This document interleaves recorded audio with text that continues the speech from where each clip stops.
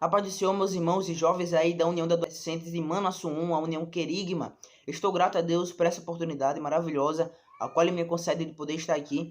E também ao nosso irmão Wellington e a sua esposa, a irmã Silene, pela obra desempenhada nesta união e por ter me dado a honra de poder estar trazendo uma breve reflexão para os irmãos, amém?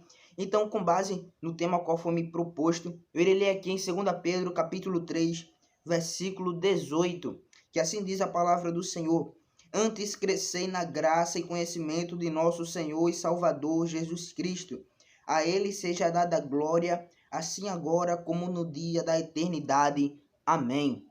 Amados irmãos, ao observarmos esse texto, nós podemos perceber que há uma palavra que define esse versículo, que é a palavra graça.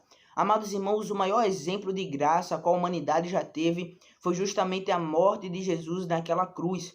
Então, quando Jesus morre, uma coisa que chama a atenção foi que o véu do templo ele se rasgou de alto a baixo. O véu do templo, como nós bem sabemos, ele guardava a Arca da Aliança das outras pessoas, porque na verdade naquele tempo nem todos ali poderiam ter um acesso direto à presença de Deus. Apenas os sumos sacerdotes era que poderiam ter acesso ali à Arca da Aliança, que representava a presença de Deus no meio do povo. Então, quando aquele véu se rasga de alto a baixo, Deus está mostrando ali, está trazendo uma simbologia de que agora qualquer um, todos poderiam ter acesso à sua presença diretamente. E quando eu falo nesse assunto, eu costumo me lembrar de algo que aconteceu algum tempo atrás.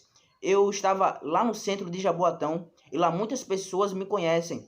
E eu estava lá passando na rua normalmente. E quando um homem, ele me chama e fala: irmãozinho, me responda uma pergunta. Aí, no momento que ele falou aquilo, as pessoas já começaram a entender que ele iria fazer alguma pergunta tipo de discussão. Uma pergunta para tentar denigrir algum evangélico pela forma que ele falou. Então, naquele momento, o pessoal já ficou tudo curioso para ver. As pessoas que estavam ali nas ruas ficaram tudo olhando ali, pararam de fazer as coisas só para observar. Aí eu percebi, isso é artimanha de Satanás para me envergonhar. E ele falou: olhe, me responda uma pergunta. Por que é que as pessoas que estão aí no mundo matando, roubando, se prostituindo, quando chega na igreja, vira santo? Porque quando mata, é só chegar na igreja e virar santo.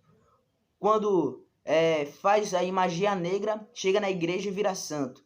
Faz tudo de errado, mas quando chega na igreja, vira santinho.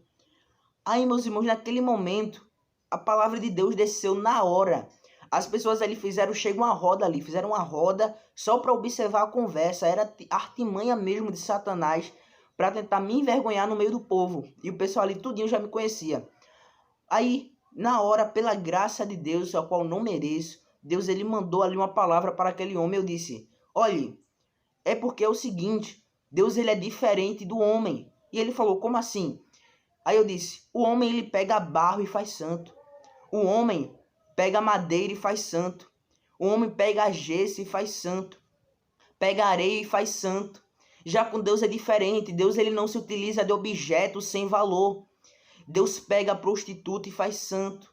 Deus pega macumbeiro e faz santo. Pega drogado e faz santo. Pega ladrão e faz santo. Essa é a diferença. A graça de Deus, ele dá para as pessoas. E as pessoas têm valor. Acreditando alguém ou não, todo mundo tem um valor para Deus. Ninguém nasceu por acaso. Então tudo isso significa a graça de Deus. Graça significa favor imerecido. Então só pelo fato de a gente estar vivo hoje é pela graça. Pois a Bíblia fala que nós vivemos pela graça. E de tantos pecados que nós cometemos, tantas falhas, tantos erros, nós já poderíamos até ser consumidos. Mas Deus, pela sua graça, ele não permitiu isso. E por isso que nós estamos de pé. Então, quando a Bíblia fala crescei na graça, isso significa a gente aproveitar essa graça que Deus tem para chamá-lo à sua atenção.